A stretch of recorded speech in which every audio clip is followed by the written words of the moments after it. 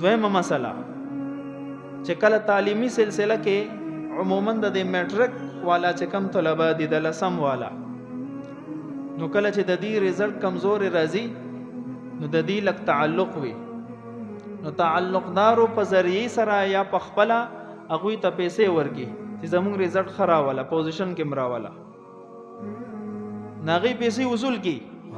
سړی له پوزیشن ورکی یا نمبر یې ولا لګي راوچته کی، نو دې کې تاسو غور کې د نورو طالبانو حق واهل شو. یو الګ په مهنت کړي 500-600 نمبر به اغستی، یو الګ په مهنت نه کړي هغه به د رشوت په بنیاد باندې